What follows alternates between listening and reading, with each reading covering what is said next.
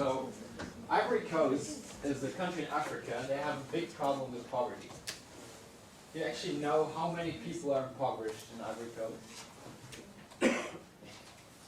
It's 40% of the population in 2000. It's absolutely or relative poverty. It's the first result when you Google it. So I guess it's, I don't know. I don't know. So what they did is they said, all right, let's launch an irrigation dam project. They actually did this last year. And we're going to try to figure out if this is actually a good idea. If this is actually helping with their problem. We're going to give them a bit of policy advice on how to best implement this project. And for that, we need to do two things. So I'm going to tell you a bit about irrigation dams, which you probably don't know much about. And the second thing is I'm going to tell you about a large-scale study in India, what actually looked at if the Indian irrigation dam project was successful. All right? So let's start with this. So if you build a dam, this is actually a good thing because it increases net agricultural output. So this is why you want to build dams, but there's a bit of a downfall here. So if you're in the immediate region of a dam is very bad news for you because of two reasons. First, a dam will water a lot of land. So if your agricultural field is next to the new dam, it will just be underwater. You lose everything. Second thing is, if you dam water, this is actually bad for the soil in the immediate area because the soil is a lot more wet and a lot more salty, and this reduces agricultural productivity. Okay? So if you're in the immediate region of a dam, that's bad for you. If you're downstream of the dam, that's very good news for you because you're not relying on rainfall anymore. Right? You can just take water out of the dam. So there's obviously a bit of a trade-off here. There's the trade-off that the people in the immediate region of the dam lose, but the people down the dam, they win. Right? So the question is, how much do the people actually lose? Right? If we have a lot of people who fall into poverty, our dam might not be a good idea. If it's only 2 farmers, we may not care. Okay? And that's what Duflo and Pande actually tried to figure out in India. And what they did is, so what they could have done is to run this kind of simple regression. Right, I look at the poverty number in my district, and I regress it on the number of dams in my district. Right? And this regression runs into a problem, and we can try to figure out why. So if this is our, on the x-axis I put in poverty. Oh. Poverty. So our hypothesis was that if I have more dams in my district, then poverty goes up. Okay? So this is the number of dams in my district. Could you think of a variable that is correlated with the number of dams, but actually reduces poverty?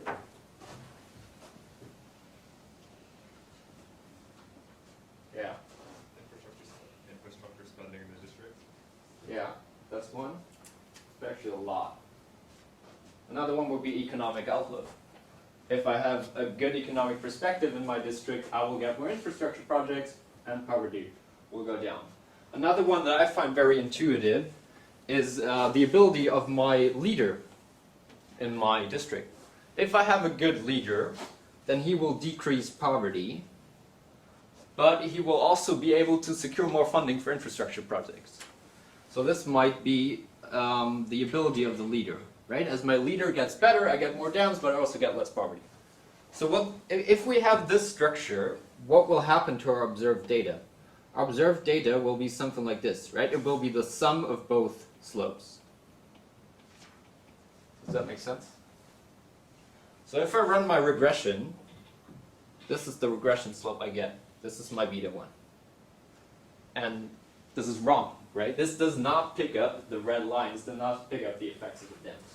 And this is why we would say our estimation is shit, or like in econometricians speak, it's biased, right? So this is the bias problem that we have, and we try to resolve it by finding an instrument. So we need to find a variable that is correlated with the number of dams, but not correlated with all the things that we just said. And this is where the paper, Duflo and Esther, Duflo and Pande actually get very clever. And they actually won a Nobel Prize for also solving this question. So what is an instrument for the number of dams in the district that we can apply in the setting? I would be surprised if you figure it out, but yeah. Water density in the soil? That's a good start. What they use is the gradient of the floor. And the idea behind this is it actually turns out that if your floor is too steep, it's hard to build a dam because the water has too much power. So you can actually only build irrigation dams in very level floor regions, right? So this is their instrument. But that's actually also a good one, Dave.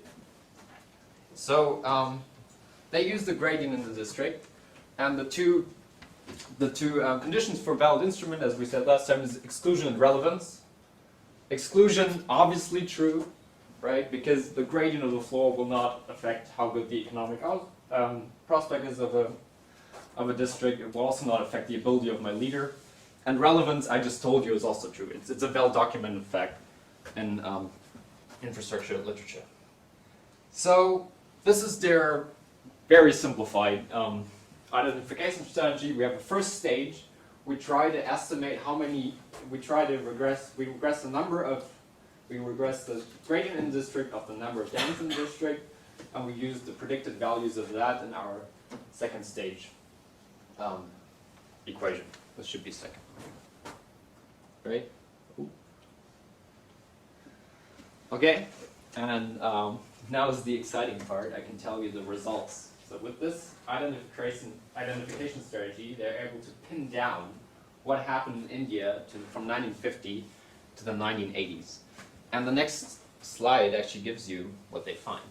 So what they find is, with the number of dam in your district, your poverty actually increases in the immediate region of the dam by 0.77%. However, if you're farther away, if you're downstream of the dam, your poverty decreases by 0.15%. And the mechanism behind this is, if you're near dam, you lose a lot. So if you have been medium income and your field gets flooded, you will be poor. So those people, they actually lose a lot. And the people in the downstream, they gain a little, right? Their agricultural outcome is a bit leveled out.